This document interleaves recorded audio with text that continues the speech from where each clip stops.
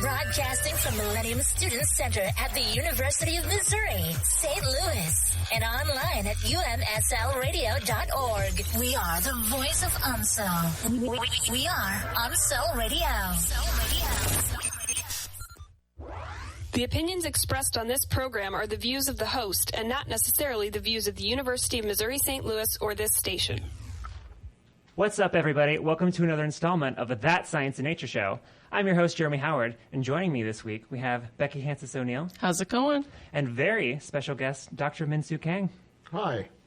So Dr. Kang, we are very, very excited to have you. For context, you gave a talk back on Halloween about Frankenstein Must Die, kind of this collaborative event between the biology department and the history department. I attended that talk, and it was super duper awesome. I knew as soon as I went there, I had to have you on the show. So thank you so much for coming on. Happy to be here. We're going to basically spend the hour doing topic of the show. So if you're a normal listener, we won't cover the news this week. We'll do that in future weeks. But we're going to spend the bulk of the hour talking about Dr. Kang's research on the history of the mad scientists and what that's all about. And then we'll do outside of science as we always do. So first and foremost, Dr. Kang, can you give a little introduction of who you are at UMSL and what you do here?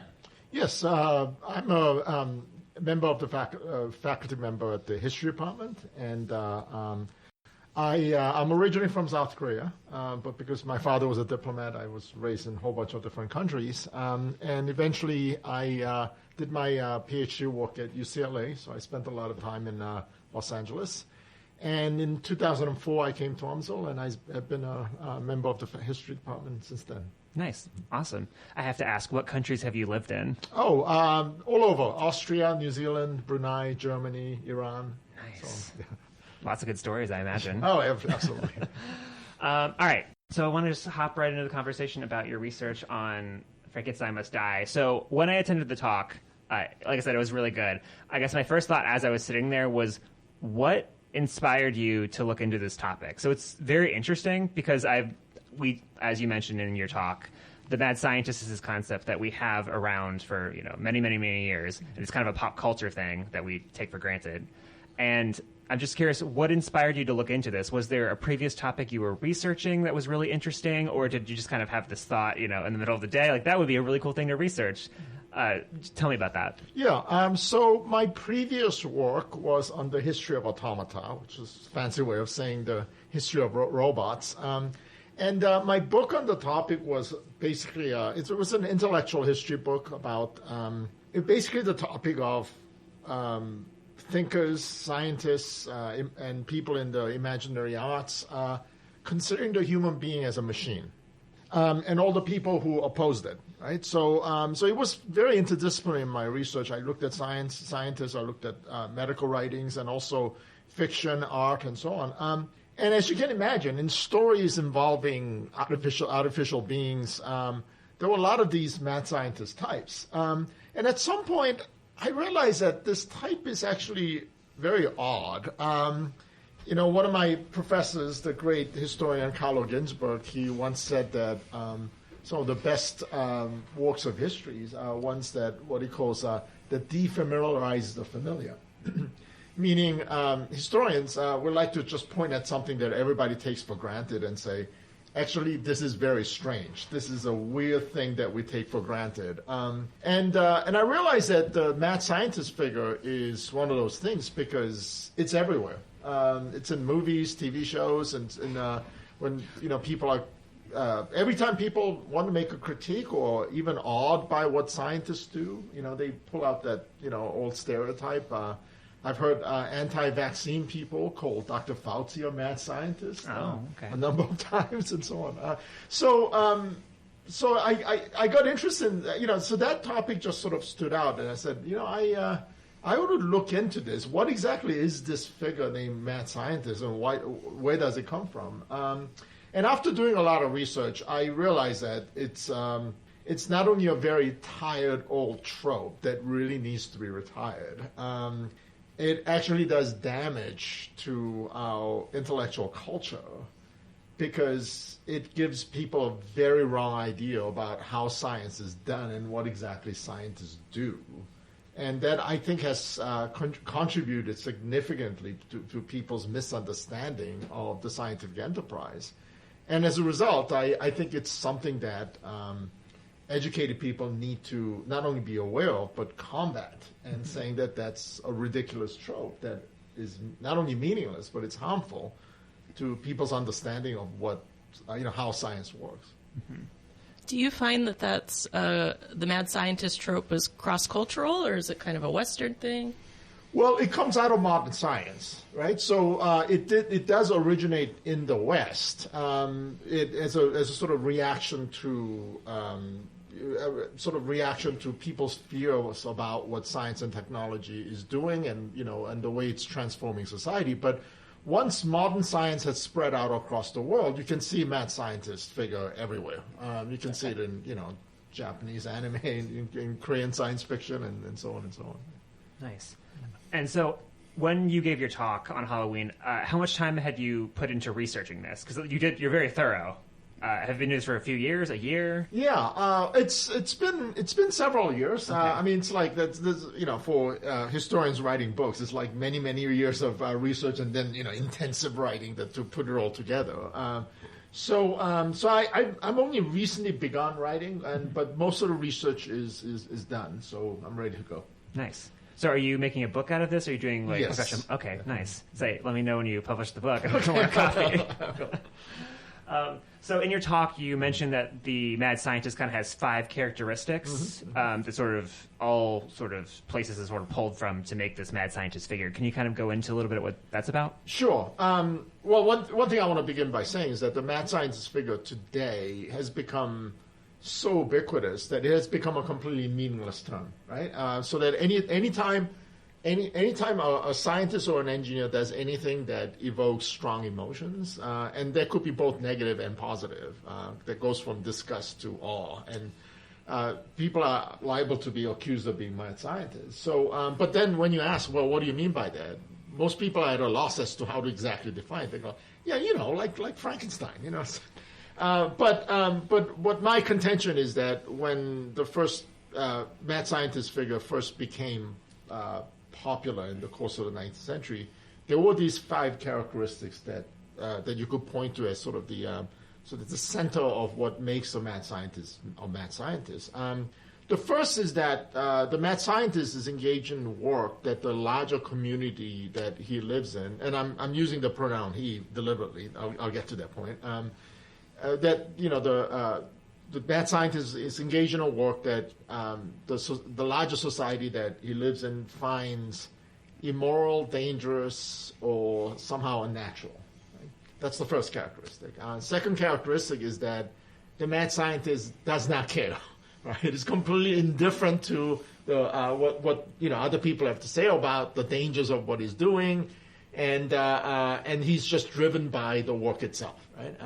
Third characteristic is that oftentimes, even when his project begins as a purely scientific work, I find it interesting that in many cases it sort of veers into the supernatural and the non-scientific. And that could just mean, in some cases, figurative, in the sense that a scientist saying that I'm like a god, because I'm creating new life, or I'm creating weapons of, mass destruction and so on. But sometimes in some stories, it's actually literally supernatural. There are appearances of like supernatural beings in the stories. So that means that once you veer off into the supernatural, that means that you actually have left the realm of science, right? You're now in the realm of irrationality and superstitions and myth and so on. And the fourth characteristic is that generally the mad scientist is profoundly alone. He may sometimes have a assistant, like an ego figure, but and there may be some a figure of obsession, but sometimes it's always of a kind of a weird or perverted nature. It's like sometimes the source of affection is a child. Sometimes it's a memory of somebody's dead, but sometimes you see a mad scientist and he's with a woman, but then it turns out it's a robot, right? In other words, there's something about the mad scientist who's incapable of just having a normal, healthy relationship with another being. I mean, you'll almost never see a mad scientist doing his crazy mad scientist work and then just going home to his wife and kids, right? Saying, hi, honey, how was your day? That doesn't happen. There are stories in which a scientist begins with a normal family life, but then the work drives him crazy, and the family ends up coming into crisis as a result of it, right? So, and also that mad scientist's inability to form normal, proper connections with other people is seen as a sign of his madness. And finally, just to return to the pronoun, the mad scientists are almost always male. So there's a gendered aspect to this that I'm still exploring. I'm still thinking about it. I found very, very few instances of female mad scientists, but they're very rare, and they haven't made any kind of a cultural impact, right? I mean, people, when you think of a mad scientist, people just don't think of a female figure. So what is going on there? I mean, I think there's something complicated.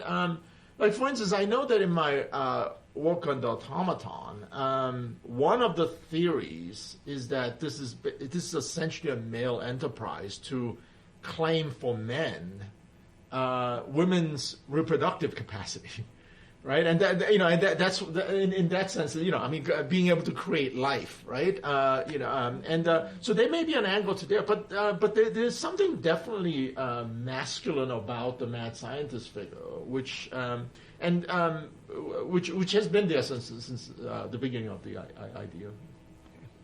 And with this concept of the mad scientist, what is the sort of original point? Like, where did it start historically? Yeah, I think that's going to be one of the more controversial aspects of my theory, because my contention is going to be that the first full-fledged mad scientist figure that fits all 5 descriptions that I gave is Frankenstein from Mary Shelley's novel in 1818. But there are some figures that sort of resembles the full-fledged mad scientist figure that comes before it. But like for instance, the crazy scientist in the episode concerning the floating island Laputa in Swift's Gulliver's Travels.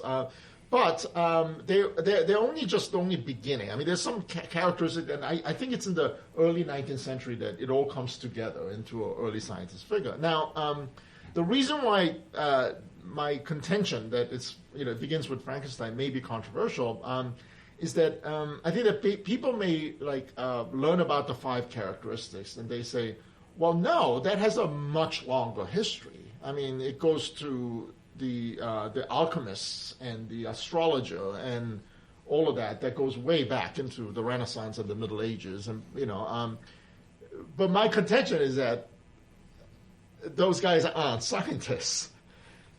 In fact, during the scientific revolution, the figure. I mean, the word scientist, by the way, did not exist until the middle of the 19th century. I mean, it was very, very late development. I mean, the proper term for them was natural philosophers.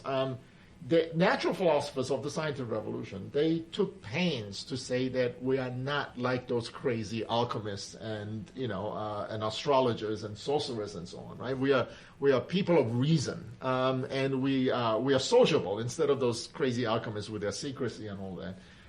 So the really interesting historical question for me is that why is it that these people have insisted that they're not like that at all? But then you get to the 19th century, and all of a sudden, imaginative writers are depicting scientists as if they're like old-timey alchemists and sorcerers and so on. That's really a central question that I as a historian of Europe, I'm very interested in. Do you have examples of the 19th century kind of influences? Like where we see the mad scientists pop up in literature or movies or things like that? Yeah. Well, I mean, the Frankenstein is the right. Most obvious one. I mean, it becomes ubiquitous. But you know what? One of the chapter I love writing right now is when a writer writes about a particular mad scientist figure, in order to ratchet up the kind of feelings of this person being kind of alien and strange and odd, they tend to make that person into somebody who's foreign to the nationality of the writer, right? So when Mary Shelley, an English woman, wrote about Frankenstein, it's a German, right? When the German writer E.T.A. Hoffmann wrote a bunch of mad scientists, for instance, in his short story *The Sandman*, it's an Italian, right?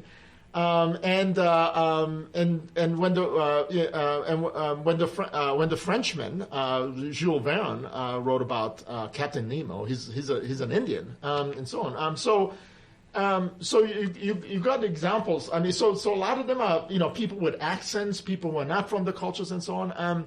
But here's an interesting thing. So you have all these people who are foreign to the countries of the people writers.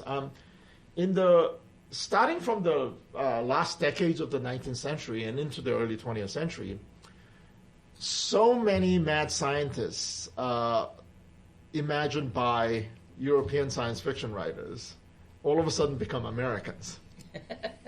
It's one American after another, right? I mean, it's like, like again, Jules Verne's story of Robert, who's this this crazy mad scientist industrialist, and there's so many examples of these crazy American mad scientists that my analysis of that this was a way in which the Europeans were grappling with their anxiety over the fact that it was becoming obvious at the time that the United States was going to become the next superpower. And there was a great deal of admiration and fear of this industrial technological might. And that gets distilled into the mad scientist as the American. That's super interesting, because what I'm thinking through this Rolodex of like Pixar movies and cartoons I grew up with, and we do have a lot of those characters that sort of have vaguely German accents. Dexter from Dexter's Lab, Absolutely. Rue Dexter, from yes. Despicable Me, but then a whole bunch are still American, it seems like. And I can't tell if that's just a cultural bias for the media I consume or if it's still that way. Yeah. Well, also, when American science fiction writers write about mad scientists, a lot of them are foreigners, right? And also, right? So, and a lot of that is also has to do with the fact that, during World War II, a lot of weapons research was done by, foreign scientists who were, in the beginning, refugees from Europe, and later on, frankly, they use a lot of people who used to work for the Nazi government in the, Fair. for the U.S. Space program and so on. Right? Yeah, Van Buren. But one of my favorites of this is this is a very obscure novel. But there's a French symbolist novelist by the name of Villiers de la Dame who in 1886 wrote a novel called The Future Eve, and it is a completely crazy and imaginative novel. But what's interesting is that it's 1886. The main character of the novel is Thomas Edison, who was still alive and famous at that time, right? I mean, that's like somebody writing a novel today with like Bill Gates as the main character, right? And just, not even changing the name, right? And Thomas Edison had just become hugely famous in Europe because during the Paris exhibition, he showed off the light bulb and so on, right?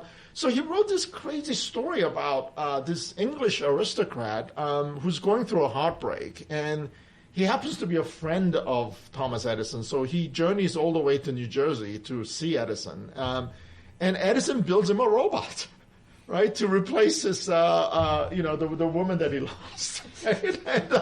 And it's just an insane, crazy novel, but I love it. It's just so off the wall. So who more is the mad scientist in this novel? The character who's getting the robot as his wife, or Edison?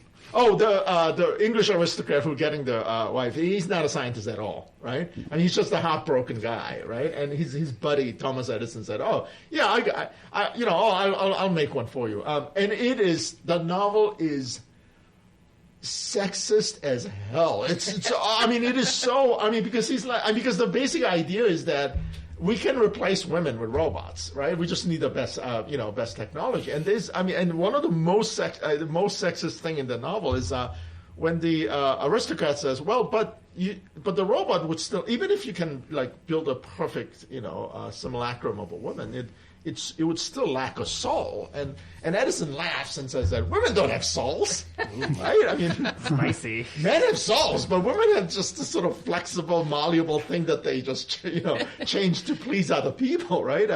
But oddly enough, there is a kind of a weird feminist like strike back at the end, because it turns out that once again, as per the third characteristic of the mad scientist, it turns out that there's a female supernatural creature who's been manipulating Thomas Edison the whole time, in order to have him make the robot so she can just go into that robot and just live the life on Earth. Plot twist. It's crazy. It's amazing, and it's like not many people know about it, but one of the things that when I saw the movie Ex Machina, I was like, this story is just like this, just like that, right? No. Now, what year was this book written? 1886. So did the public have much of a concept of what a robot even was before this book came out? Oh, yeah. The thing is, I mean, the language, in my earlier book on the history of automata, the language of mechanics was everywhere in the culture, right? Because one of the great achievements of physics in the middle of the 19th century was the formulation of laws of thermodynamics. So everybody was thinking about everything in terms of thermodynamic laws, right? And so there's all these writings at that time about the human body even as a kind of a steam engine, and that work upon thermodynamic laws and so on. And automata in general, was very popular in the 18th century, and there were lots of follow-ups to that in the course of the 19th century as well. So European culture was actually steeped in automata. By the way, Webster, welcome to the show. I didn't want the audience to hi, everyone. Just ignored you at the start. It's a very interesting traffic jam on the way here. I also ran into weird traffic. Yeah. But anyway. Okay, we're going to take a short break, but we'll be right back to talk more about the Mad Scientist. Stay tuned.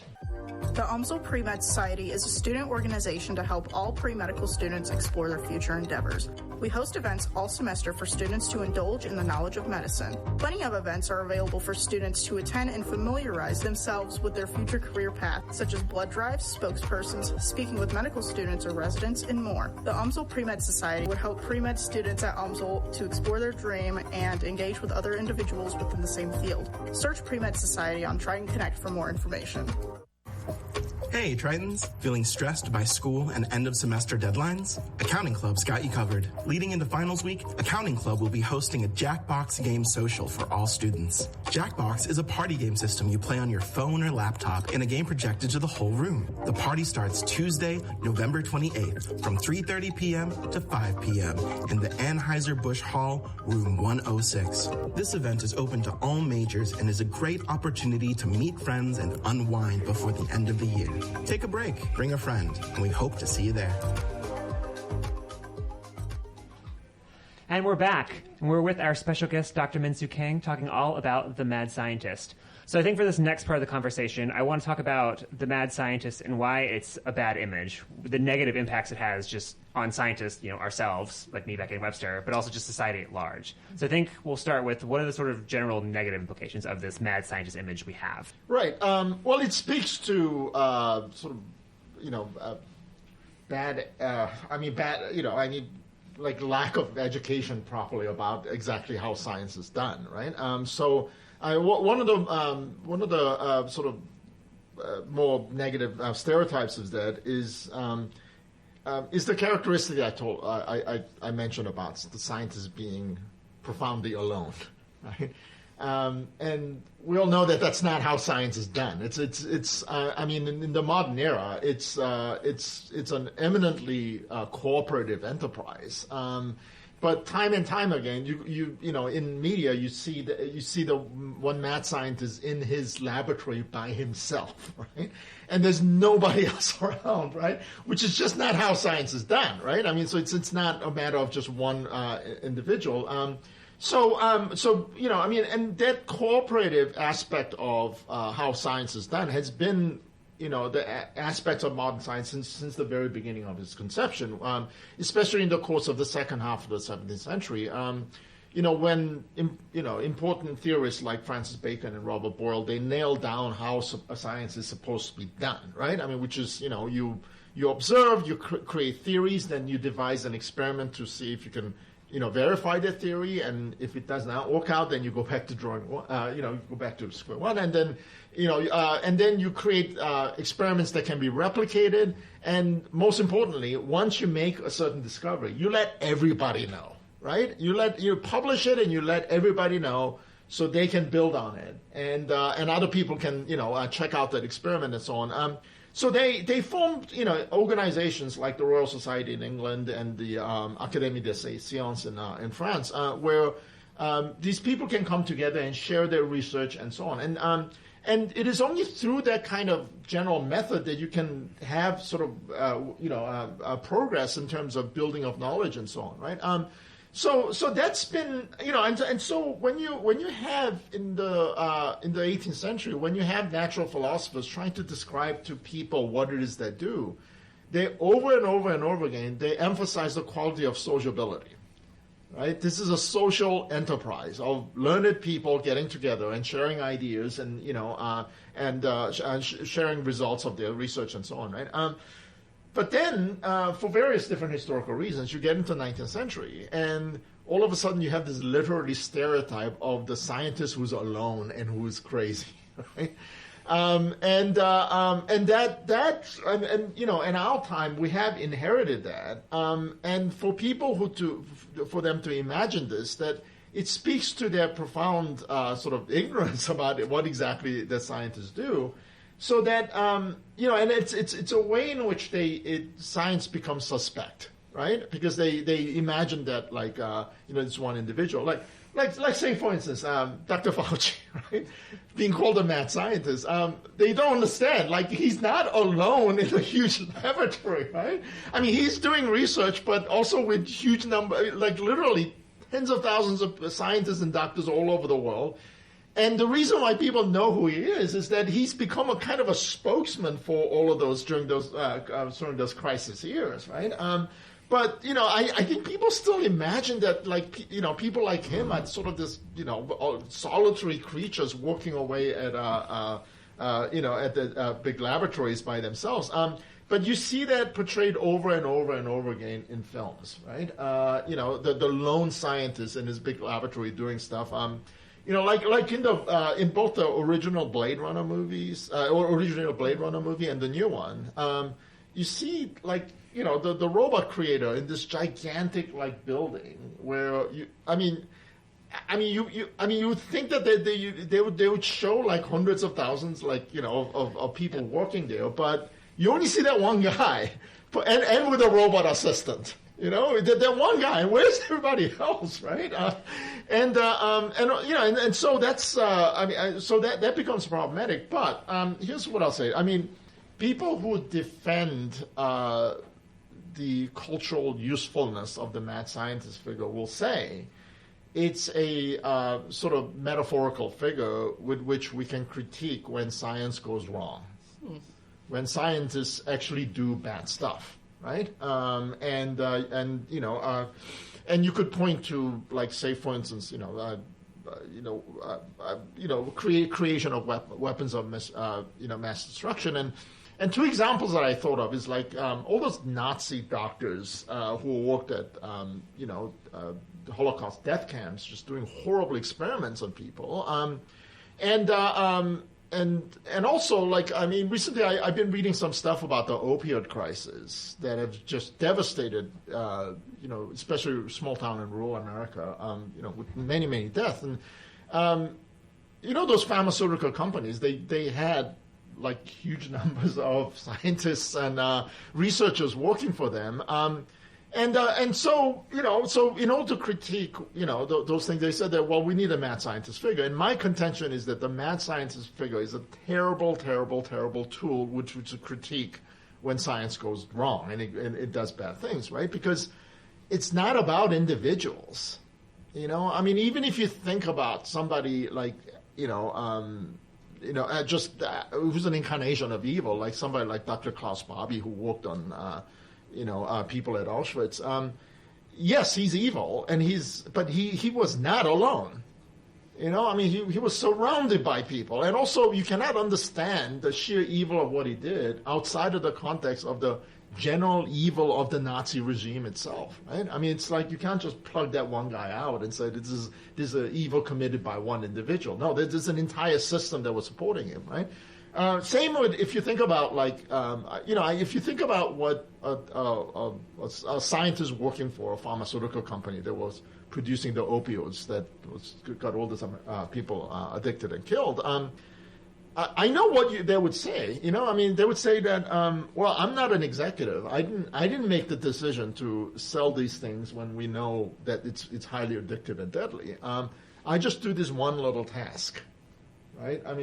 Because it's not, nobody's doing everything, and if I didn't do it, somebody else would do it. And, so in other words, it's that larger system that they work in that allows them to sort of shove aside the moral issue of what is that working for, right? So the mad scientist figure as a tool with which to think about those issues is a terrible tool, and we're going to think about we have to come out with a better tool with which we can critique what happens when scientists involved in a larger systematic group that does do evil.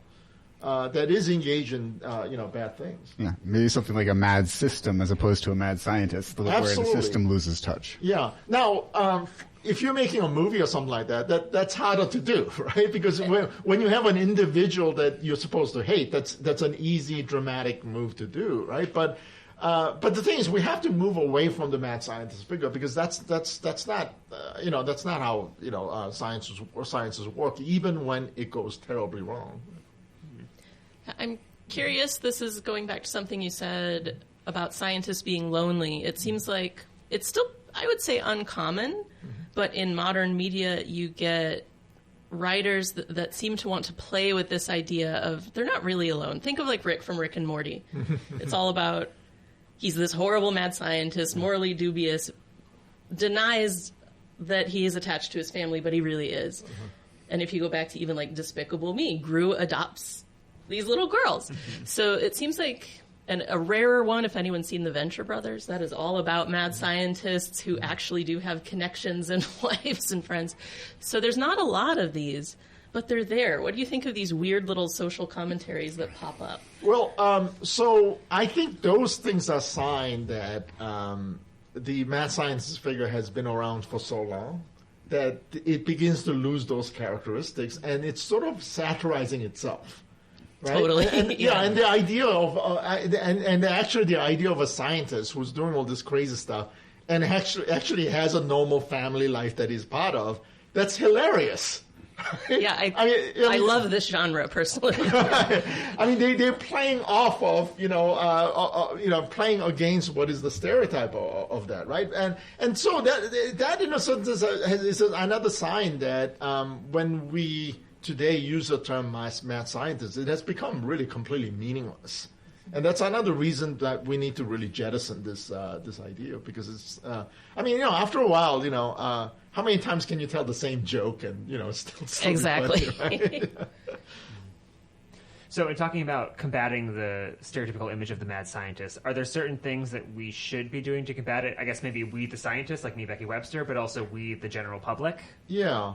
Well, the general and easy answer to that is that we need better science education in the public, in schools and so on, right? And for teachers to let them know, it's like when scientists do their work, they don't do it in isolation, and these are the procedures. And they don't just pull ideas out of anywhere. It's like, it's so many times when I hear fundamentalists decry evolution, they make it seem as if like Darwin just pulled the idea just out of nowhere, right? Because he hates religion. It's like, no. These are the procedures. These are the things that he looked at. These are the theories that he came out with and then tested and so on, and then published. So the other people can look at it. Other people can check his experiment. And all that is absolutely crucial. But beyond that, I think for individual scientists, I think it would be useful if their attitude changed a little bit about it, right? Because I think for most working scientists, when they have somebody mentions a mad scientist figure and so on, or see it, it's a source of amusement, right? Because they know that what they do is not like that at all, right? But that's kind of funny, that they think that.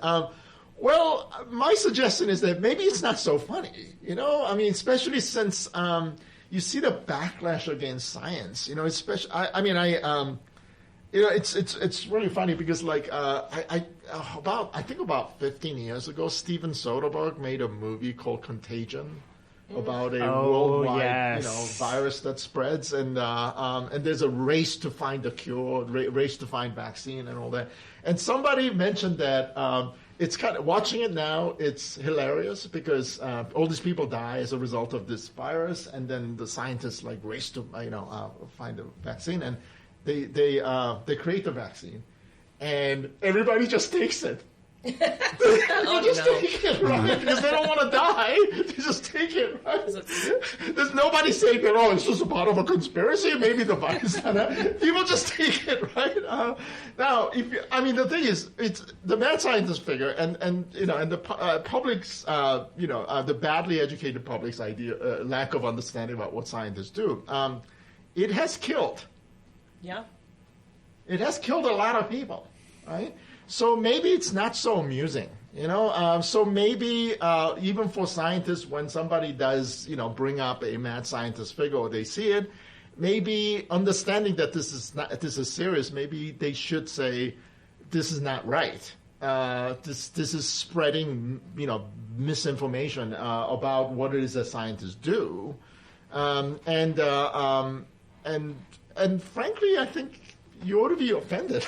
Because just as much as any kind of bad stereotype, and all the more so because it has real life consequences. People will die because they don't understand how science works. Right?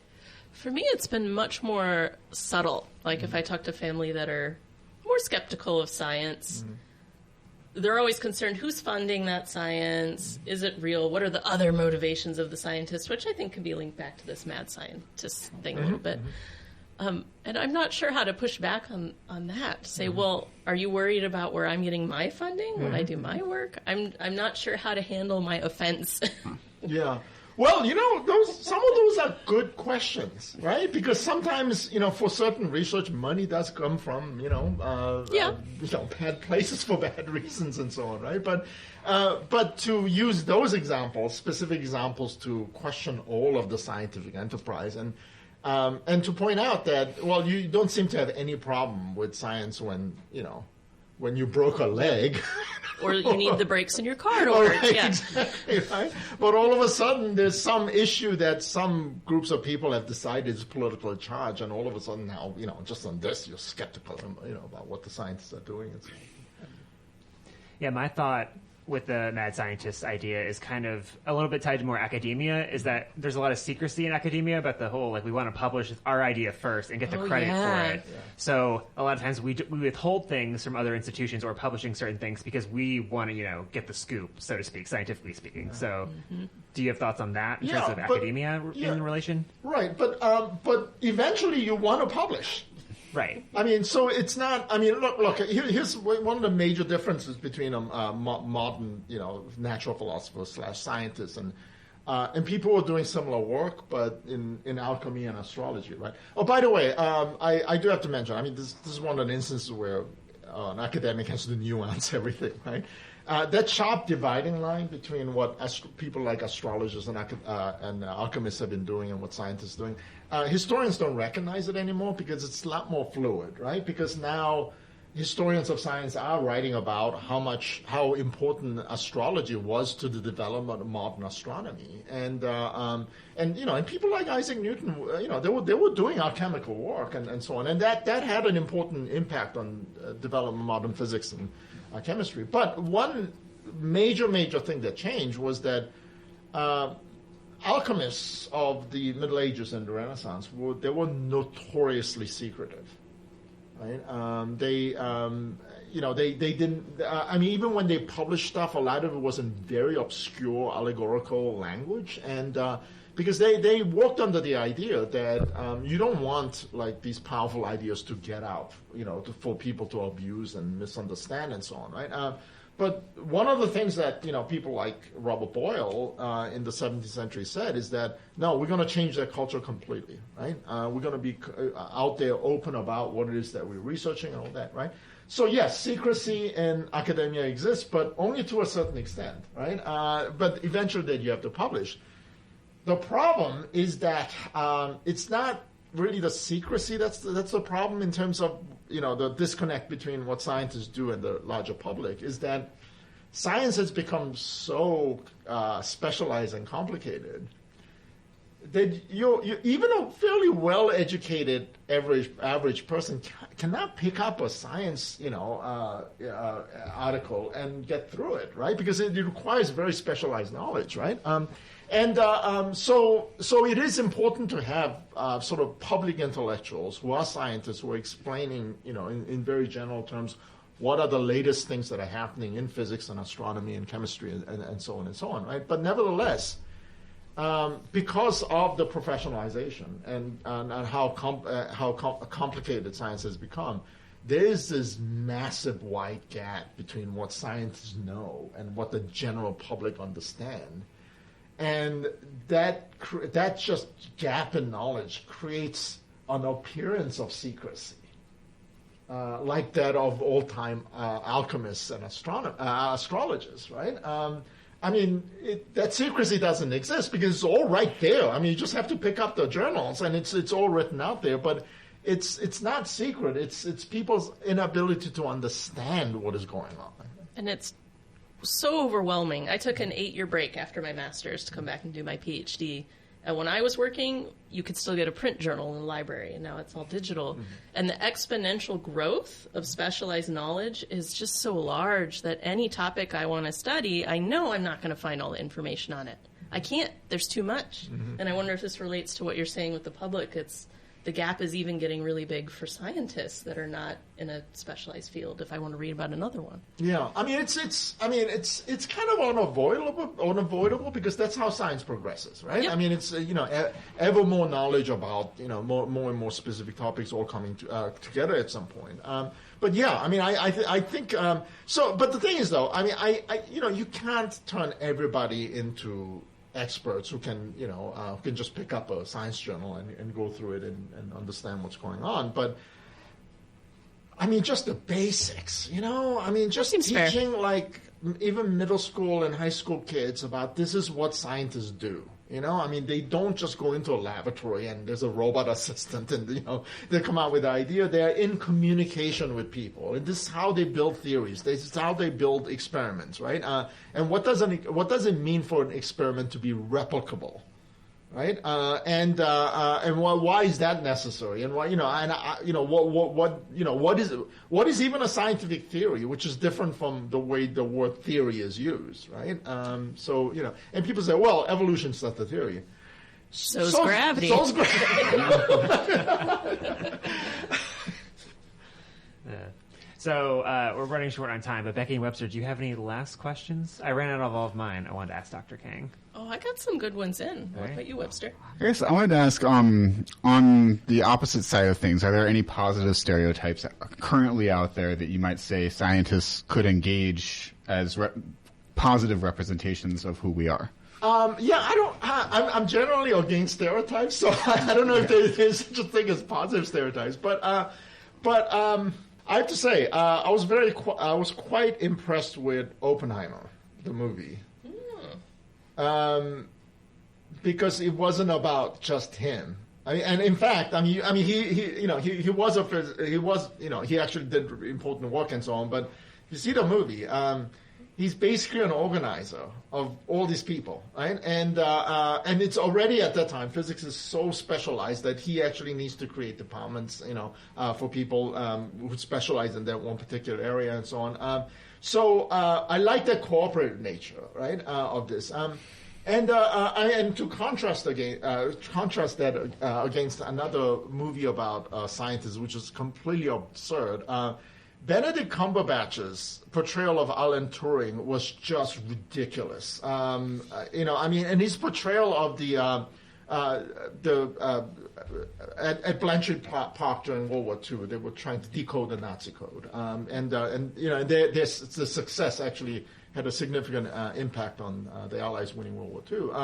But it just showed him as this individual who's surrounded by people who are hostile to what he's doing, right?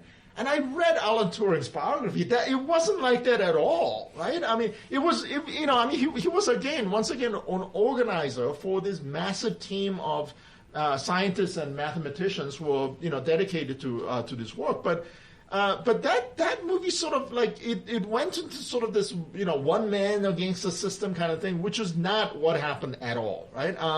And I was afraid that that's the direction they might go with Oppenheimer, but they didn't. And also that had a really good critique because it shows these brilliant minds who are racing to create this weapon in order to win the war, but then the war in Europe ends, but they still finish it so they can use it on Japan, and then the rest of the movie is Oppenheimer just going, what the hell have I done?